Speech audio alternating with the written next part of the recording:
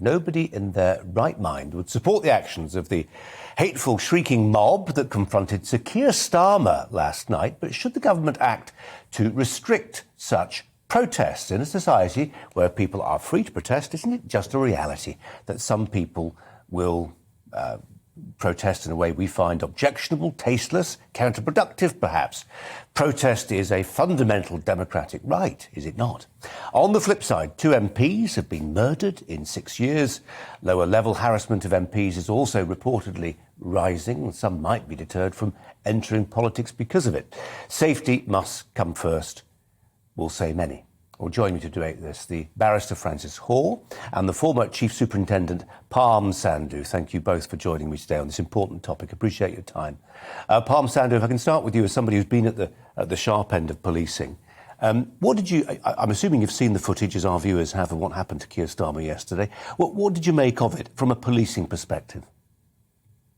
From the policing perspective, I do respect the right for peaceful protests and the right of every person in this country to make their voice heard.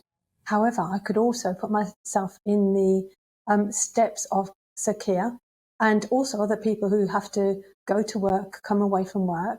And frankly, I thought that was quite intimidating, frightening. And, you know, should our democratically elected leaders have to go through that to get to work or get away from work? And I didn't think it was acceptable at all. Francis, where is the line? Where is the line of acceptability? Clearly, members of the public have a right to make their objections clear to their elected representatives, the people we decide should run our lives in many respects. But where is the line? It is and should be no more and no less than where the criminal law puts that line, and that is to prevent harassment, and that's to prevent, obviously, violence or anything of that nature, threats of violence, and obviously it is right for political figures to be protected. And I also agree that it's unsavoury, perhaps unpleasant, for them to be subjected to protest.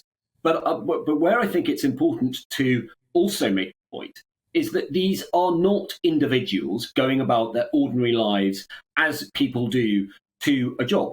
They are politicians who are responsible for decisions and responsible for not opposing decisions or opposing decisions, in the case of Sir Keir Starmer, that affect everyone. And it's very important to note that in that protest, there was a lot of anger about Sir Keir Starmer, and some of the anger was that he had not been doing his job, as the protesters saw it, to oppose the government over the last 2 years. One of the things that the government did in that time was, for the first time ever in history, to ban all protests without qualification. And that is an extremely significant step that the government took, and one that was met with very little, if any, opposition at all, and certainly not from Her Majesty's principal opposition. And so when we look at what politicians should be expecting and what politicians should have a right to expect, of course they should be protected, but they should not be protected from the inevitable consequences of their position, which is that they will be and should be subject to people getting angry on occasion, protesting on occasion, heckling on occasion, because they do not like what they're saying. That is a qualification of a free society. And, of course, in a free society, in a democratic society, come the general election or a by-election or whatever that democratic mechanism is, the people have the explicit right to show their elected representatives how they feel about them, and that sometimes involves voting them out. Parm Sandhu, if I could just address one very specific point. There is nothing new about MPs being upbraided, sometimes very noisily, sometimes even violently, by members of the public. It's been happening for hundreds of years under our system. One thing that strikes me as new, and it struck me afresh just watching those pictures from yesterday afternoon, is the introduction of the smartphone. And you saw them yesterday. People had their lights on their smartphones. They were recording themselves. They were recording what the police were doing. They were recording what Keir Starmer was doing. They were trying almost to act as reporters, putting questions to him on video. That supercharges the atmosphere. I just wonder, in terms of, again, how the policing happens, how it changes things, if at all. I think it's important that there are those records available so that even if individuals are recording themselves, those records are available should there be a need to go down the criminal law route. But to be honest, I'm quite surprised at the comments that have just been shared, in that I do feel that any person has the right to walk down the street without being caused harassment, alarm or distress.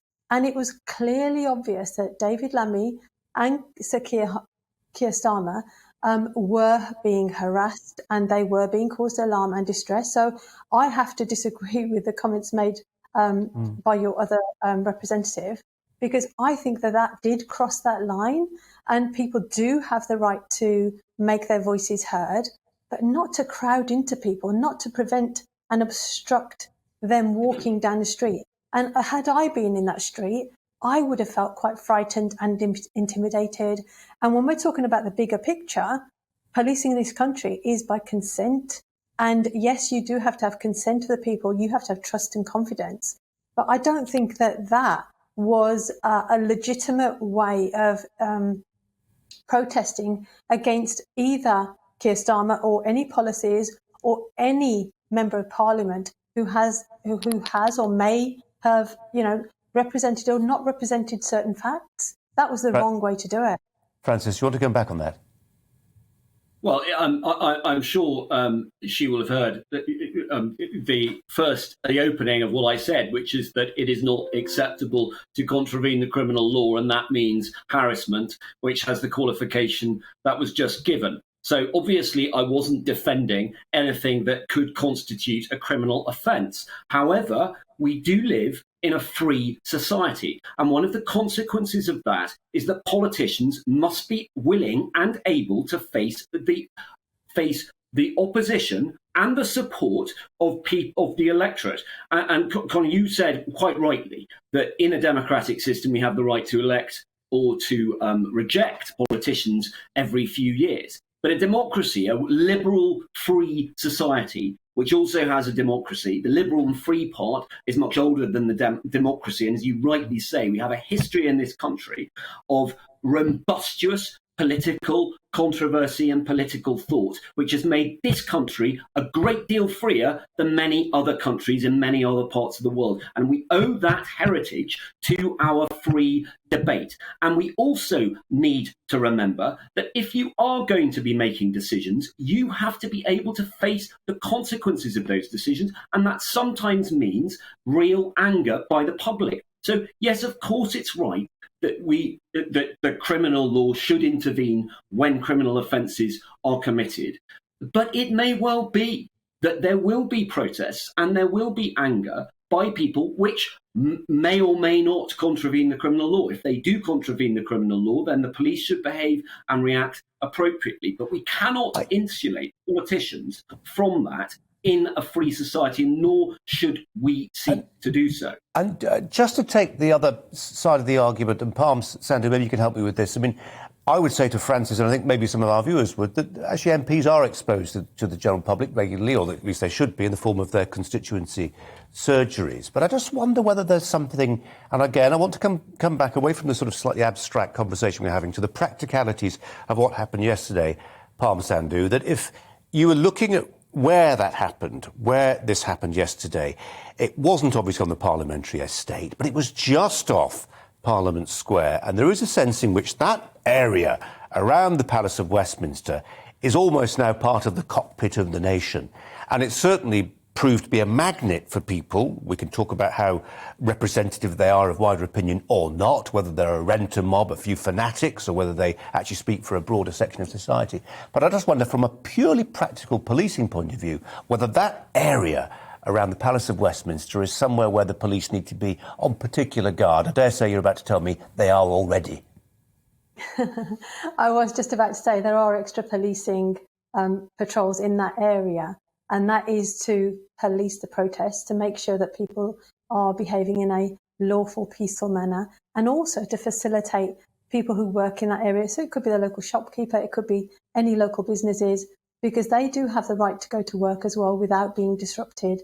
So there are extra police patrols in that area. But just going back to, I do feel that MPs do not and should not be having to put up with that behaviour, because they do have surgeries. You can write to your MPs, you can write to your legal representatives, but I don't feel that anyone has a right to obstruct a person walking down the street in that manner, shouting and being abusive and using that sort of language, because the clips that I saw were quite rude and they were not appropriate in my view.